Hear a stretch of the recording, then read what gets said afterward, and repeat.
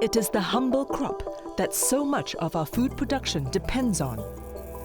There's a big demand for soybean as an important component of animal feed. Hôm nay tôi nấu 3 cái nồi này để cho lợn ăn. But with production concentrated in just a handful of countries, if one of those countries has any weather problems, that can really affect prices as well. And war, climate, and the pandemic shocks sending prices through the roof.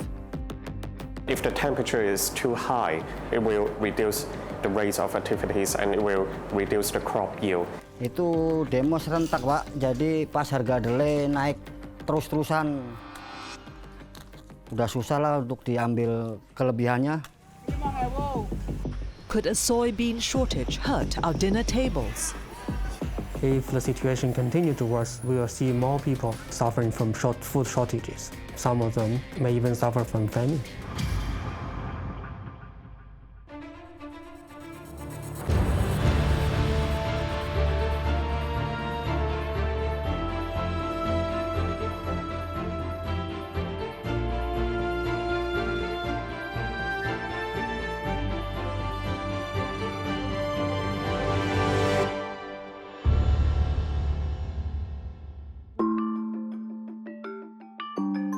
Tempeh, a dish made from fermented soybeans. Affordable, nutritious and tasty, tempeh is a staple for households in Indonesia. The country is the largest tempeh producer in the world, with over 40,000 small factory owners. One of them is 40-year-old Hadi Iswanto, whose factory is located in Depok in the West Java province. His family has been making tempeh for generations. Kalau proses pembuatan tempe yang pertama delay nih, Pak. Delay direbus 1 hari biar keluar air liur atau zat asamnya itu. Baru digiling, disaring buang kulitnya baru dibilas. Udah diragiin, cetak. Itu prosesnya kurang lebih 4 hari dari awal pertama ngerebus. At Hadi's factory, 1 kilogram of soybeans can produce 1.5 kilograms of tempeh. Indonesia imports about 2.5 million metric tons of soybeans annually, of which 90% are used to produce tempeh and tofu. This makes the country Southeast Asia's largest importer of soybeans. Emang kalau kedelai tempe itu banyak sama tahu itu impor dari luar, Amerika, Australia biasanya. Kalau lokal harganya lebih mahal, Pak. Stoknya juga kurang, nggak memenuhi kebutuhan seluruh Indonesia tukang tempe, tukang tahu. Bedanya jauh.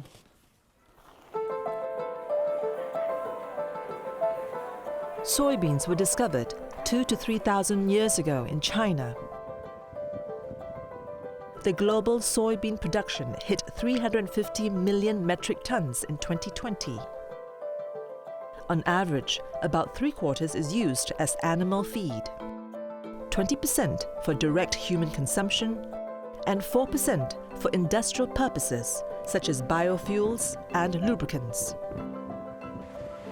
So it's got different uses, but we do know that from all the data, that the main use of soybean, especially in Asia, is for animal feed. So Asia as a continent, we're taking about 70 to 80% of the world's surplus soybeans, which is a lot. Soybeans and soy byproducts are one of the world's most traded agricultural commodities. But a recent trend has alarmed both governments and importers alike.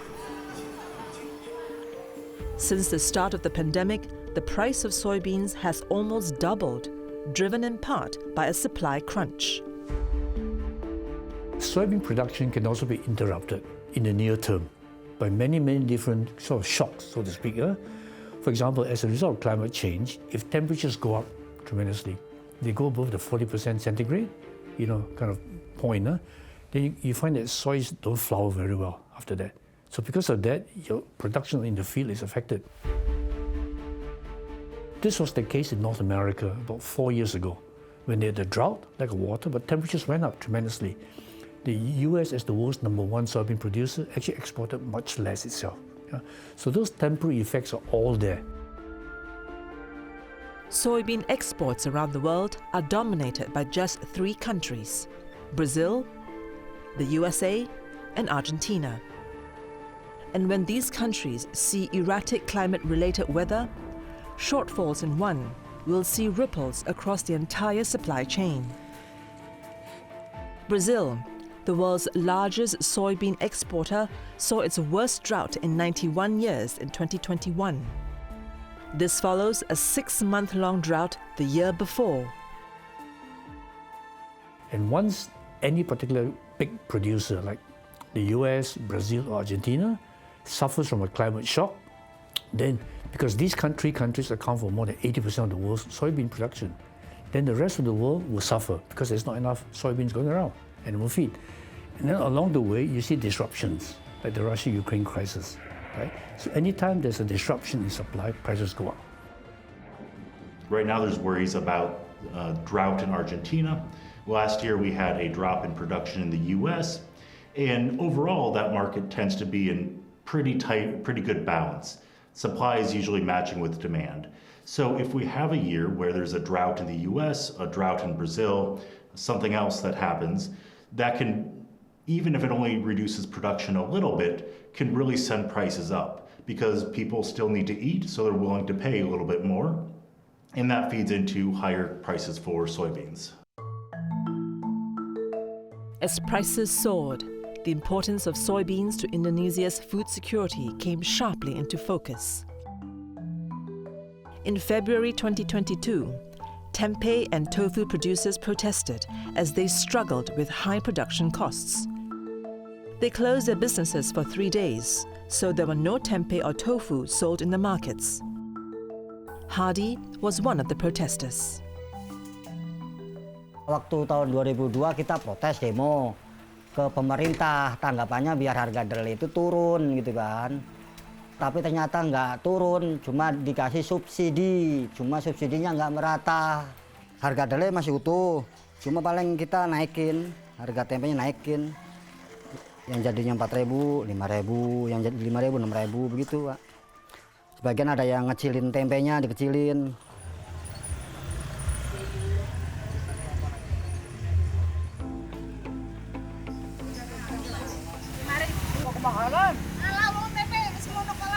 The 38-year-old Chayuni runs a tofu and tempeh store in a market in Depok. To make ends meet, she was forced to raise her prices. Tempe kan sekarang kan juga ukurannya kita beda-bedain, Pak.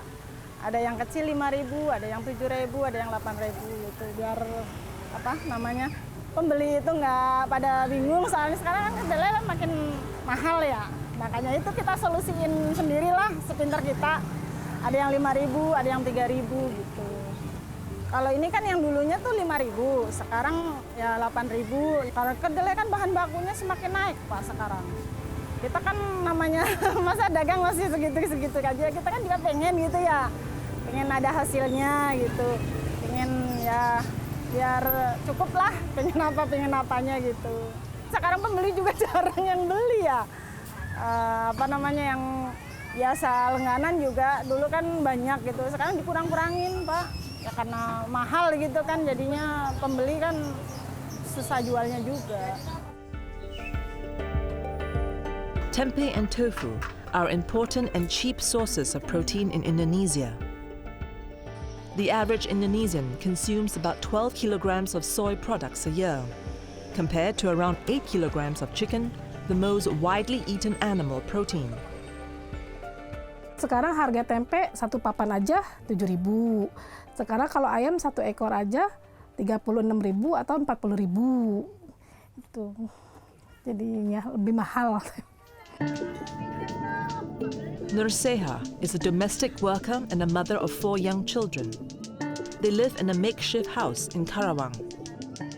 Rising prices will hit low-income workers like her the hardest. Penghasilannya 1,5 juta ya dari beres-beres rumah yang di Perumnas itu. Nggak cukup kan, yang kadang-kadang untuk biaya sekolah juga, untuk sehari-harinya. Ya keperluan ada aja lah yang rumah tangganya itu. Sering juga sih kalau makan tempe tahu, hampir tiap hari lah. Kalau naik mah naik. Dari tahun kapan ya kemarin kalau nggak salah yang waktu harga kedelai mahal itu bedanya ya sekitar 2.000-an, 3.000-an lah gitu.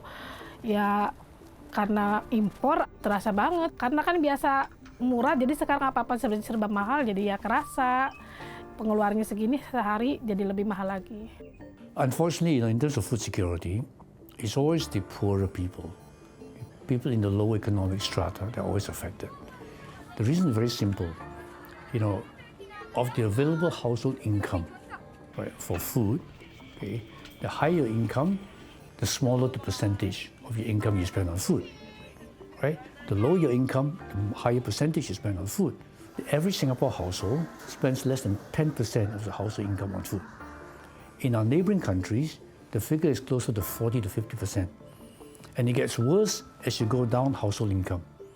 Okay, and it's actually very sad, that those with lower household incomes, they have to make choices, okay, between not eating meat or something else.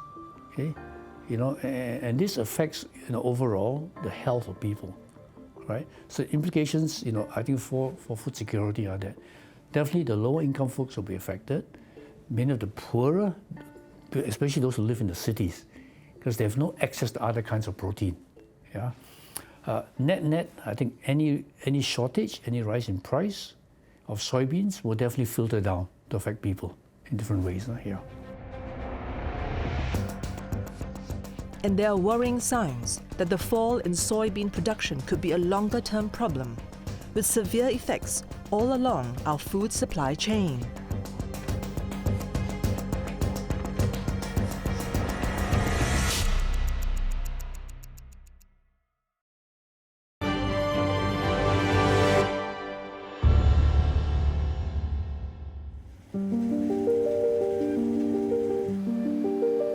Soybeans have been called the miracle bean. High in nutrients, it is consumed directly in the form of tempeh and tofu, or as soy milk. Vinasoy, Vietnam's leading manufacturer, produces almost 400 million liters of soy milk annually, enough to fill 160 Olympic-sized pools. Hiện tại thì với cái hoạt động của Vinasoy chúng tôi thì đang sử dụng cái nguồn nguyên liệu đậu nành hạt trong nước nó chiếm khoảng 20% và 80% là nguồn nguyên liệu nhập khẩu. Với nguồn nguyên liệu đậu thì Vinasoy đang nhập khẩu chính thì từ Canada và thứ hai nữa là nguồn nguyên liệu trong nước là từ khu vực Tây Nguyên. To make soy milk, the beans first are boiled in water, blended, and then strained to extract the liquid. The process produces solid and liquid waste. What becomes of the leftovers is a crucial part of our food supply chain. Một phần trong đó là như bã đậu nành thì có thể tái sử dụng cho cái hoạt động của các trang trại hoặc là hộ gia đình chăn nuôi thức ăn gia súc, gia cầm. Thì hiện nay với cái hoạt động của nhà máy Vinasoy Bắc Ninh thì mỗi ngày trung bình cái lượng bã đậu nành phát sinh ra cỡ khoảng từ 50 cho tới 60 tấn. Thì cái hoạt động hiện tại là bã đậu nành này sẽ được vận chuyển và sử dụng trực tiếp cho chăn nuôi gia súc hoặc gia cầm tới các trang trại hoặc hộ chăn nuôi cá nhân. Soy byproducts from the manufacture of soybean oil or soy foodstuff are packed with protein. It can be made into soy meal, and it is the world's most important animal feed. If you look at soybeans as a crop, okay, soybeans are very high in protein. Okay, they're also a high energy crop, and what we call the amino acid profile is an excellent one, okay, to feed animals and also human beings. It's got a very essential amino acid called lysine, okay, which some other legumes don't have. Yeah? So because of its good properties, there's a big demand for soybean as an important component of animal feed. I think apart from soybeans, you have other, let's say, plant-based proteins like rapeseed meal and also, let's say, cotton seeds meal. And apart from that, of course, animal-based proteins. Fish meal is a very good alternative, but the problem is that it's very expensive. For these reasons, soy meal dominates the market, accounting for over 2/3 of protein feedstock. It is mainly used for poultry, aquaculture, and pig farming. In the Lang Son province of Vietnam, the soy meal from the Vinasol factory has made its way to the hands of farmer Chu Van Can. Tôi bắt đầu biết chăn cái bã đậu này từ năm 2019, tức là sau cái dịch tả châu Phi thì nhà tôi bắt đầu nuôi lợn nhiều. Thì lúc ấy những cái gia đình người ta ở thị trấn người ta làm đậu phụ bán thì cái bã đậu thì người ta thải nhiều, thậm chí người ta còn vứt xuống sông. Thế là tôi tận dụng thu gom về chăn và thấy có hiệu quả. Khan started his family farm back in 1985 with a mere 10 pigs. When he started including the nutritious soy meal in his pig feed, he saw a huge bump in their growth rate. Thì sau khi nuôi được mỗi con một tạ, xuất bán lúc ấy là được 95.000 đồng trên 1 kg hơi. Thế tôi phấn khởi quá, tôi tiếp tục lại nuôi thêm và dần dần là lúc nào trong chuồng cũng 40 đến 50 con lợn.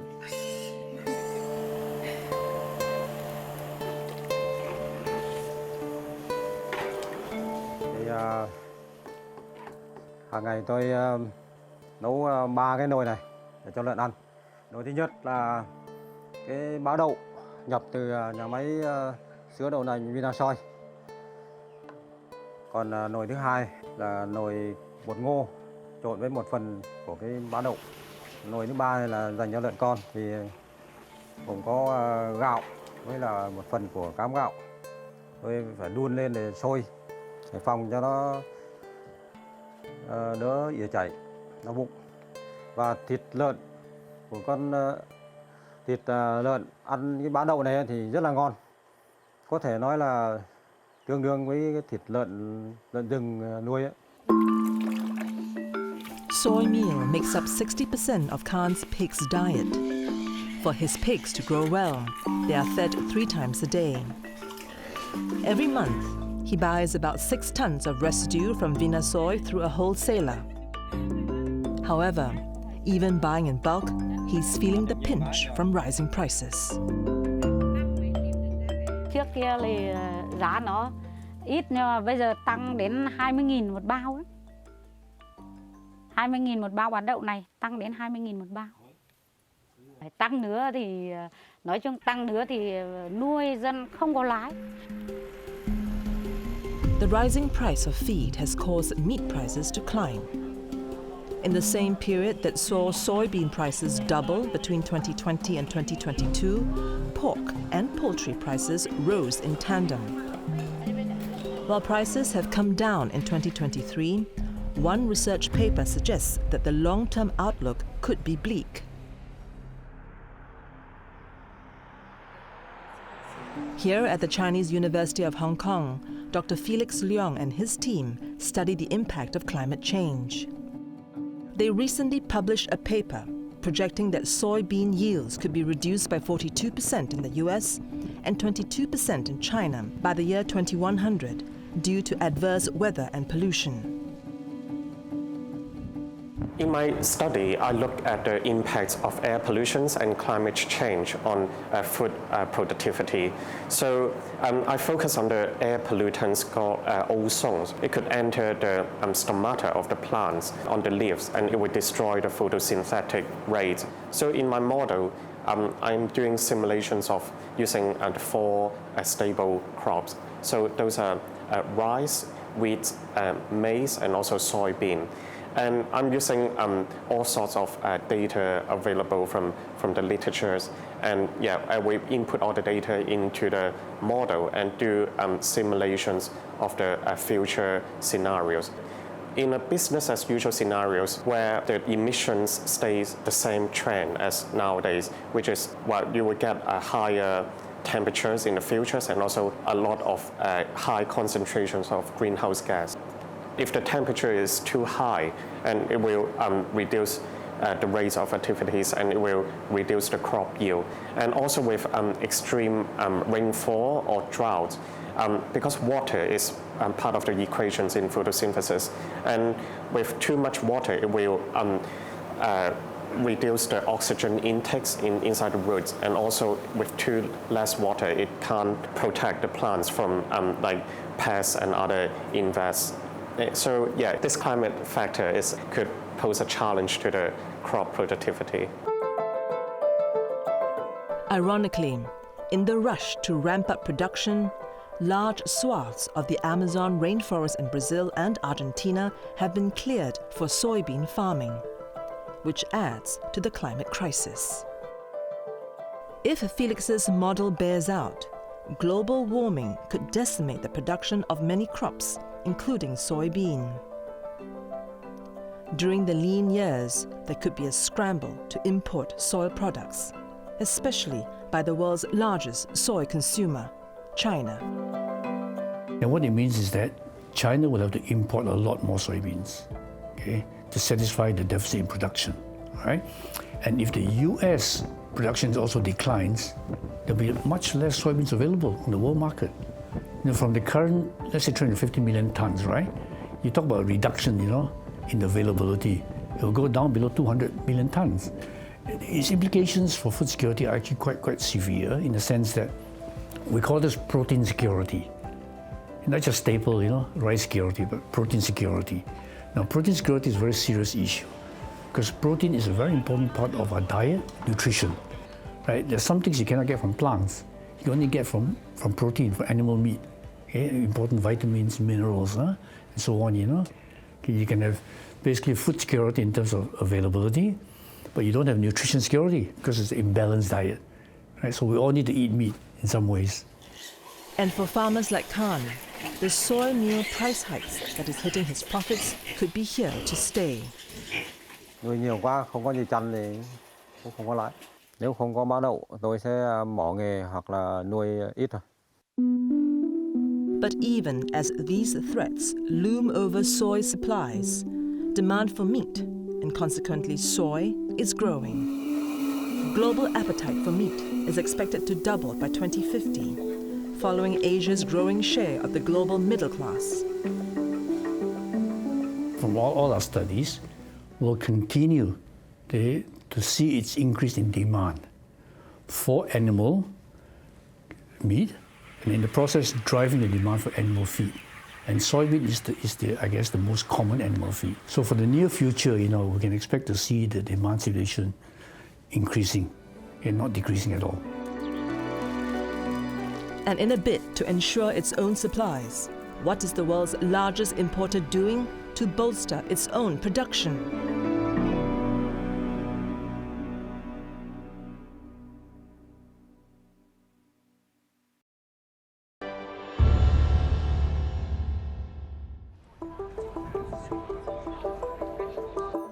Here, in a country of 1.4 billion, a quarter of the world's meat is consumed. And with incomes rising in China, the appetite is only growing. At this restaurant located in Dongguan in the Guangdong province, beef and seafood dishes are the most popular. Restaurant owner Yin Run Feng has noticed the changing consumption patterns among his customers. 对，其实也是明显有感觉得到的，包括大家一个收入的一个提升吧。这些本来相对高端一些食材呢，也会随着人们的收入提高了，他们这个需求也会增大。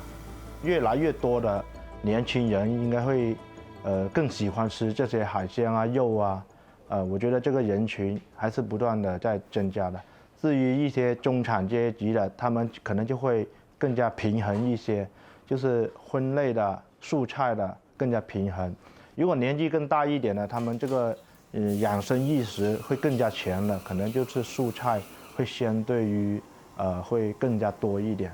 但是整体这个社会发展应该是年轻一代更多吧，所以说我觉得这个肉类市场啊也是会不断的向上攀升吧。 The per capita meat consumption in China has tripled in the last 40 years. Today, it stands at 45 kilograms annually, a trend that is expected to keep rising. For many, many years, they had a very big grain-based, grain-heavy diet. But this has changed with rising income and also was influenced by, let's say, the diet from different cultures, let's say westernization of the Chinese food culture. People are begin to consume more and more meat. It's also in the Chinese traditional culture, consuming meat is linked to the person's, let's say, wealth and status, right? Only, I think, in the very past, right? The perception is that only a rich person can afford to eat or consume meat. But then with rising incomes, more and more people become able to afford it. And also, it's much healthier. For human body needs sufficient amount of, let's say, animal proteins to grow. As a result, meat consumption, meat demand has been rising rapidly over the years. And underneath this demand for meat is an urgent need for soy. Because, like their counterparts elsewhere, Chinese farmers primarily use soy meal in their animal feed. To meet growing Chinese demand for meat, the country is now the world's largest importer of soybeans. So if you look at the amount of soybeans grown all around the world, China uses 1/3 of them. And if we look at all countries around the world which import soybeans, China accounts for 60% of all global imports. So for comparison, China's soybean imports are about 96 million tons. The second largest importer is the entire European Union at just 14 million tons. By contrast, China produced just over 16 million tons of soybeans in 2021. The majority of domestic soybeans, however, are for direct human consumption. For animal husbandry, China has to depend on imports to make up the shortfall. The problem? These come from just a handful of sources. Most of the imports are basically coming from the US or Brazil, just two countries. So if there's any type of trade conflict, like we saw with the US-China trade war, that creates a risk.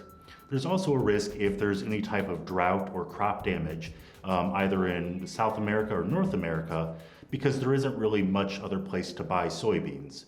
So if there is a drought in the US or a drought in Brazil, prices are going to go up a lot. And then that means that consumers in China might have to pay more. As a result of drought in South America and supply chain disruptions, the price of soybean imports to China has almost doubled since 2019. Going into 2019 or 2020, where you're looking at prices maybe around $350 per ton, now you're probably talking about prices over $600 per ton. The Chinese government cares a lot about food security, and traditionally that was focused on the main staple grains, things like corn, rice, and wheat. And they were okay with importing soybeans from overseas. Back in 2016, we had the trade war between the US and China, and I think that made policymakers realize that they were very dependent on this critical commodity for their food security, for feeding animals, and for having enough protein within China. Soybean supplies have become a food security concern for Beijing. To reduce dependency on imports, the Chinese government plans to raise domestic soybean output by 40% by 2025. The new policy in China is called domestic production plus moderate import.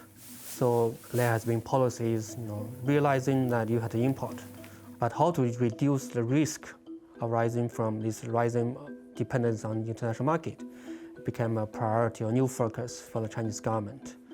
So that's the reason why they has been pursuing this so-called diversification strategy. They refer to this as basically a soybean revitalization program and are trying to encourage farmers to plant more soybeans. One of the main ways they're doing this is through increased subsidies. So the subsidies for growing soybeans in China are much higher than the subsidies for growing corn, and that's because the government is trying to encourage them to plant more soybeans. In the soybean growing region of Heilongjiang, the approaching spring will bring about another planting season for farmers like Zhao Hui. He has been a beneficiary of government subsidies over the last 6 years when he switched from planting corn to soybeans. 现在农村那个种地买车也政府也给补贴，种地也给补贴，国家的政策现在是挺好。哎呀，那早先种地一天，种5场地的情况下，现在一天就能种到20场，就得差到这个程度。早先那个，他这个种地所说的就是老方法，老种地方法。现在这个科学发达了，一色儿都是机器，它就是快。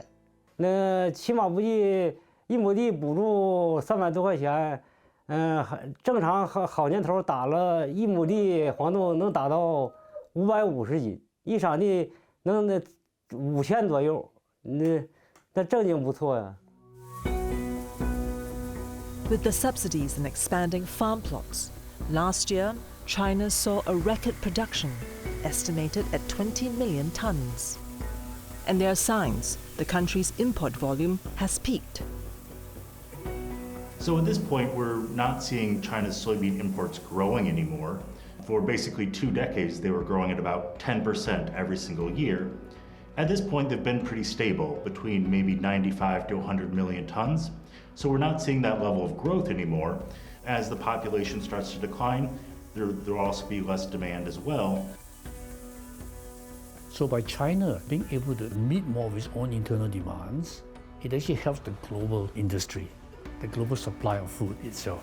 And China is so big that anything that happens there, even if it's a 1-2% drop, has implications for the rest of the world, just because of the size of the country and the number of people that consume food. Yeah? So I think it's really a very positive development that China is now focusing so much on agriculture and food production. Boosting domestic supplies can temper prices in other ways. You have to pay for the cost of shipping, which can also be significant, especially with the COVID disruptions to logistics. That raised shipping costs a lot. And so if you're shipping all the way from the US or Brazil all the way to China, the shipping costs can play a big part in the final price. But China's plans to expand soybean production could be limited. Between 2009 to 2019, due to competing land uses like urbanization, China's arable land dwindled by 6%. It now only has about 7% of the world's arable land to feed almost a quarter of the world's population. And in Heilongjiang, Zhao Hui is facing the issue himself, even as the planting season approaches. 未来这几年想是多扩展点那个大豆，但是现在这个粮食这个价格地不好买了，地太缺了，让就是所说就是让那个所有的这个当地就是种多那个全垄断了。 One solution is to invest in research into high-yielding soy varieties. In July last year, a team of scientists from the Shandong Academy of Agricultural Sciences developed a salt-resistant strain that could yield more than traditional varieties. For many years, China has still been trying to push forward the entire idea of commercialization of GM soybeans, genetically modified soybeans, which is believed to be to have higher yield and also lower cost. By comparison, yields in the US are 40% higher than China's, as they grow more genetically modified beans. But for Chinese farmers to make the switch, they must overcome the stigma among many Chinese consumers. GMO has become a very sensitive topic in China for a couple of reasons. The first one, of course, is because of the public resistance. There's a strong consumer distrust towards GMOs. It was related to a couple of food safety incidents in China. And also there has been strong anti-GMO efforts by a number of non-government organizations,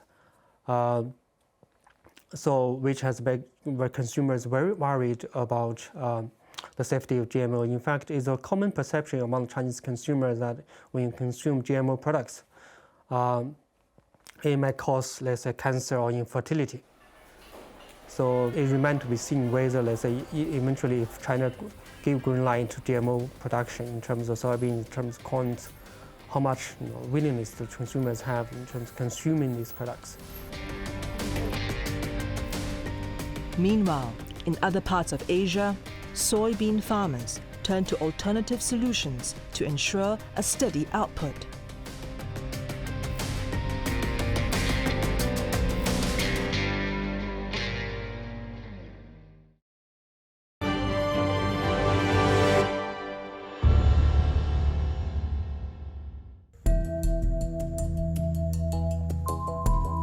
Since 2010, soybean growing areas in Vietnam have seen a sharp decline as farmers switch to more profitable crops.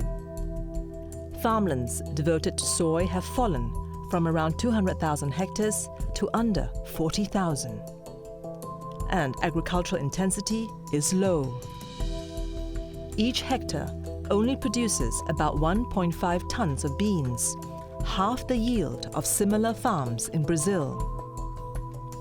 To close the gap, soy milk company Vinasoy opened a soybean application research center in 2013 to study the problem. Thì Vinasoy để phát triển vùng nguyên liệu tại Việt Nam thì cái việc đầu tiên là phải thực hiện công tác chọn tạo cái giống đậu nành mới phù hợp với cái điều kiện khí hậu thổ nhưỡng Việt Nam cũng như là phù hợp với các cái dòng sản phẩm của Vinasoy. Mà để thực hiện được cái việc đấy thì chúng tôi phải làm công tác sưu tầm các cái loại nguồn gen tự nhiên, đậu nành tự nhiên trong nước cũng như trên thế giới để làm cái nguồn vật liệu lai tạo. Thì từ cái nguồn gen này chúng tôi làm cái vật liệu lai tạo, làm cái đậu nành bố và mẹ để lai tạo, chọn lọc để tạo ra các cái giống đậu nành phù hợp với điều kiện ở Việt Nam cũng như là sản phẩm của Vinasoy. After 10 years, Vinasoy has developed high-yield varieties that are recognized by Vietnam's Ministry of Agriculture and Rural Development. Thì cái đặc điểm nổi trội của cái giống đậu nành Vinasoy này là có cái năng suất rất là cao. Thì như tôi chia sẻ, năng suất cái đậu nành trung bình trước đây của Việt Nam chỉ có 1,5 tấn trên hectare thôi. Còn đối với cái giống đậu nành chúng tôi trung bình vùng khoảng 2,5 tấn trên hectare. Cá biệt là có những nông hộ ở tại Cư Rút hay là ở Quảng Ngãi có khả năng canh tác nó lên được 3,5 tấn trên 1 hectare. Vinasoy supplies its seeds to soybean farmers in Vietnam. Trinh Thi Thanh Tham, a soybean farmer from Quang Nai province, is one of them. Vinasoy nói chung là người ta vào người ta xem cái vùng đất của mình có thể là làm được. Cái vùng đất bờ bồi ở đây là nó rất là tốt và nó thích hợp với cây đậu nành cho nên người ta đem vô người ta làm. Cái năm đầu tiên là cô đã làm rồi cho nên cô thấy rất là đạt. Cây này là cô trồng cây đậu nành đó là được 5 năm rồi. Cô trồng với diện tích đó là năm nay cô làm diện tích tăng hơn so với những năm trước là cô làm cỡ 17 sào. Apart from high-yield varieties, there has also been a shift towards developing more climate-adaptable strains.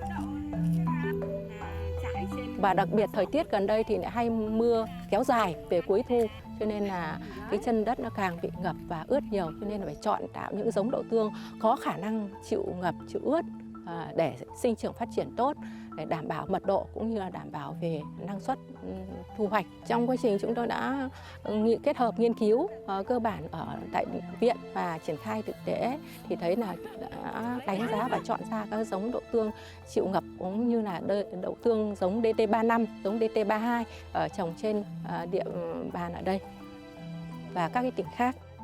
Khả năng giống mới rất là chịu được thời tiết là khắc nghiệt, như năm nay mình thấy thời tiết là nó có muộn hơn, mình vẫn trồng được và ví dụ như là mưa hay là nắng là nó kháng bệnh tốt. Đầu tiên là năng suất đạt là về vụ xuân thì là đạt 95 đến 100 kg trên một sào. Vụ hè cũng vậy và vụ đông thì đạt từ 70 đến 80 kg một sào. Bên cạnh đó thì chúng tôi cũng mong muốn rằng là tương lai sắp tới có thể phát triển mở rộng được cái vùng đồng bằng sông Cửu Long, là cái vùng mà có hàng triệu hecta trồng lúa, thì canh tác được đậu nành thì sẽ giải quyết được bớt cái bài toán mà nhập khẩu đậu nành từ nước ngoài. Đặc biệt là những năm vừa qua thì do đứt gãy cái chuỗi cung ứng thì cái đậu nành nhập khẩu từ nước ngoài nó rất là khó khăn, giá cả thì rất là cao. Cho nên là với cái việc mà có thể cải thiện được năng suất cũng như là chất lượng cái việc trồng đậu nành trong nước, thì Vinasoy cũng kỳ vọng trong tương lai không xa lắm sẽ giải quyết được cái nhu cầu nguyên liệu phục vụ cho không những là cho thực phẩm mà còn phục vụ được một phần nào đó cho cái việc là thức ăn chăn nuôi tại Việt Nam. The rising prices of soybeans have emphasized its importance in the food security picture. Apart from shoring up supplies, some countries are also looking to address demand through diversification.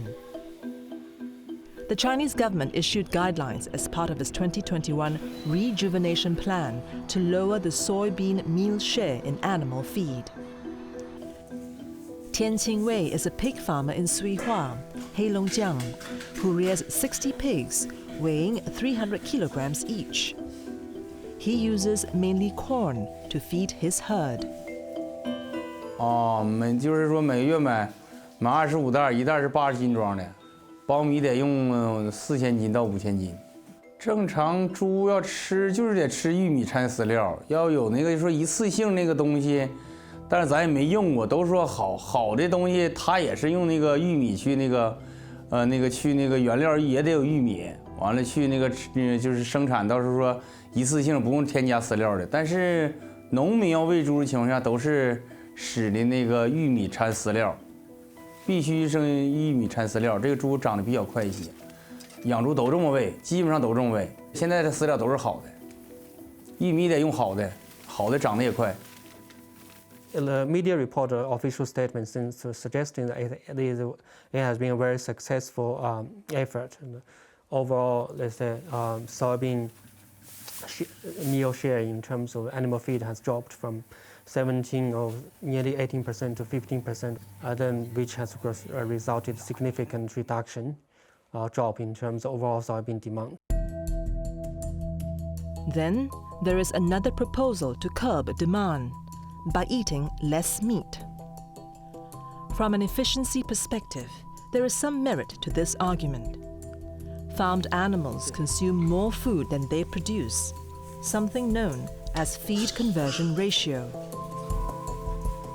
When people began to consume more meat products, let's say more porks, more beefs and muttons, right? You need far more amount of, let's say, in terms of corn and also in terms of soybeans, to produce same quantity of meat. For instance, if you need 4 kgs of feed grains to produce 1 kg of pork, and then that is also live weight. But if let's say you compare it in terms of edible component or edible weight, the conversion ratio is even lower. And there is also the question of sustainability. According to S&P Global, Brazil lost over 20 million hectares of rainforest cover in the last 3 decades, an area almost the size of the United Kingdom, all to cultivate soybeans, much of which is consumed by animals rather than humans. As China really grew over the past 2 decades, it's imported more and more soybeans every year. And that has also meant that farmers in the US, Brazil, and Argentina have also grown their farms and increased their production to make sure that they had enough soybeans to sell to China. But simply reducing meat consumption isn't straightforward.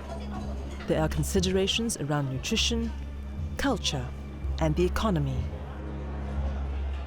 The average American eats 124 kilograms per person per year of meat. The average Chinese eats about 45. The average Indonesian is about 12, right? The average Asian is 40 to 45, right? So who are we to say that, Asians are eating too much meat? If every Asian wants to eat as much as American, we're in big trouble, obviously, the world is, okay?